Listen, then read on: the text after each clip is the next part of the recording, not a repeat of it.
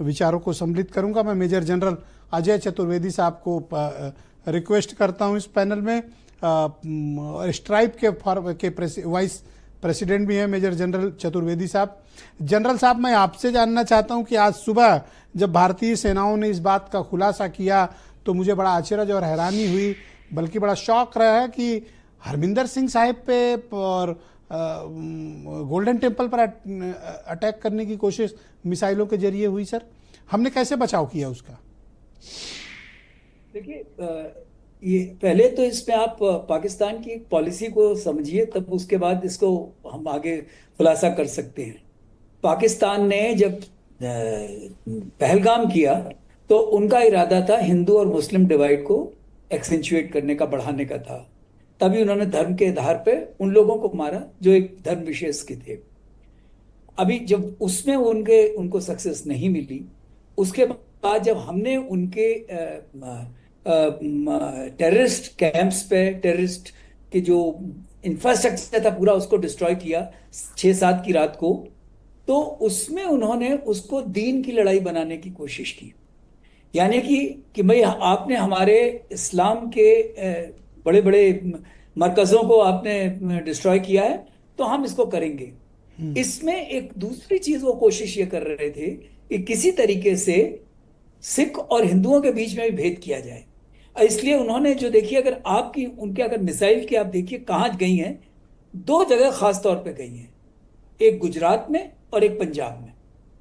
गुजरात में और पंजाब में उन्होंने हरमंदर साहब को टारगेट करने की कोशिश की, और गुजरात में ऑल्दो कहीं कहा नहीं गया है, लेकिन मेरा अपना एक असेसमेंट है कि शायद सोमनाथ उनका टारगेट था। अच्छा, तो नेक्स्ट ये जो टारगेट एक था? दीन की लड़ाई, मुझे लगता है, मैं कंफर्म नहीं हूं, कोई किसी ने बोला नहीं है, लेकिन मैं सिर्फ जो उनकी मिसाइल गुजरात में मारने का क्या मतलब है? या तो आप भुज की रिफाइनरी को उड़ाना चाहते हैं, या क्योंकि उनके गए वहीं पे गिरे हैं मिसाइल्स। अच्छा, अभी आपने आपने एक तो ये पहला जो उनका प्रश्न था, दूसरा उनका ये है कि कैसे हमने उसको रोका। देखिए, पिछले कुछ वर्षों से, जब से कि पाकिस्तान ने ये अपना एक मिसाइल डेवलपमेंट प्रोग्राम शुरू किया, पहले उनके लिक्विड बेस्ड मिसाइल्स जैसे घौरी वगैरह, आज उनकी सॉलिड बेस्ड शाहीन है, करीब 2000 किलोमीटर उसकी रेंज भी है। तो और फतेह 1 फतेह 2 उन्होंने की। तो ये था मिसाइल की जब लड़ाई होगी, तो एक हम लोगों ने एक इंटीग्रेटेड एक सिस्टम बनाया, कमांड एंड कंट्रोल सिस्टम, जिसको कि हम लोगों ने बोला आकाश तीर।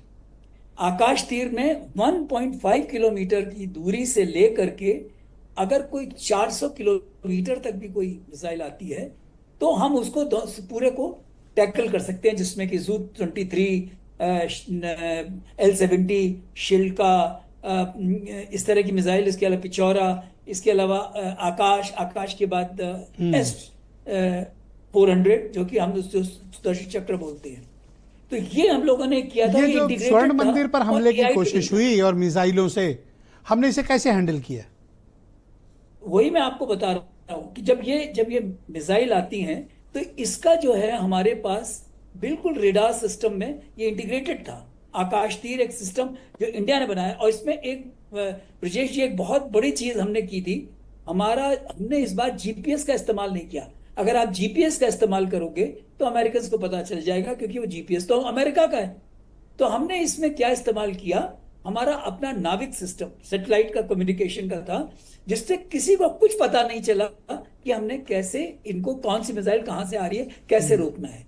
तो इसमें दोनों चीजें थी, ऑफेंसिव भी और डिफेंसिव, दोनों को हम इंटरनेट मीडिया में काफी चर्चा है और बुद्धिजीवियों, डिफेंस एक्सपर्ट के बीच आप तो सर्व कर चुके हैं। मैं आपसे जानना चाहता हूं, क्या ब्रह्मोस मिसाइल को इंटरसेप्ट नहीं किया जा सकता, या उसका इंटरसेप्शन बहुत ही मुश्किल है और दुनिया के एक आध देश छोड़ किसी के पास उसका इंटरसेप्शन नहीं है? Is it true? देखिए, इंटरसेप्शन तो आज की तारीख में जो मुश्किल है वो सिर्फ हाइपरसोनिक मिसाइल्स का है। ये क्रूज मिसाइल है जो सब 3 जिसको कहा जाए, ये सुपर हाइपरसोनिक मिसाइल कहें इसे? नहीं, सुपर हाइपरसोनिक नहीं है। सुपर हाइपरसोनिक तो 5 जिसको मैक के ऊपर जो होती हैं, वो ये इसकी करीब 3 मैक है। मैक 3 है, ये ध्वनि के गति से 3 गुना। जी, तो तो लेकिन इसका क्या है कि ये सबसे बड़ी चीज है, एक तो ये क्रूज मिसाइल है। क्रूज मिसाइल को जब हमने छोड़ा तो लोगों को पता ही नहीं, उनको यही नहीं पता चल रहा कहाँ से आ रही है, क्योंकि उसमें इनर्शियल गाइडेंस सिस्टम है। पहले ये अपने अपने गाइडेंस से जाती है, फिर ये सीख करती है। तो ये जो है ये बहुत ही इफेक्टिव मिसाइल है, और इसका इस्तेमाल करके हम लोगों ने अगर जहां कहीं भी किया है, मुझे नहीं मालूम है कहाँ कहाँ किया है, जो भी 8 सुनने एयर में बेस आया है। हमने पाकिस्तान के जो अटैक किए एज जी, पर home minister of India Amit Shah ji, उसमें हमने ब्रह्मोस मिसाइल का इस्तेमाल किया। मिनिमम ये रेंज उसकी इस्तेमाल 200 किलोमीटर के टारगेट पे थी, और जो मैंने डिफेंस एनालिस्ट के जरिए समझा 3.5 मिनट के अंदर ये टारगेट को इसने उड़ा दिया। जी। तो ये उनके, देखिए आप भी हमारी टैक्टिक्स भी तो देखिए ना। पहली रात को ही हमने क्या डिस्ट्रॉय किया उनका, लाहौर में उनका जो HQ-9 सिस्टम था, AD सिस्टम, उसको हमने डिस्ट्रॉय कर दिया। अगले दिन हमने क्या किया, पसरूर सियालकोट में जो उनके रेडार स्टेशन थे वो खत्म कर दिए। तो पाकिस्तान की आर्मी, जो उनके डिफेंस फोर्सेस थे, वो अंधे हो चुके थे, जी, उनको पता ही नहीं था कहां से क्या आ रहा है। शुक्रिया तो सर। ये जो डिबेट के एक दूसरे बहुत चरण में मैं बाकी चीजों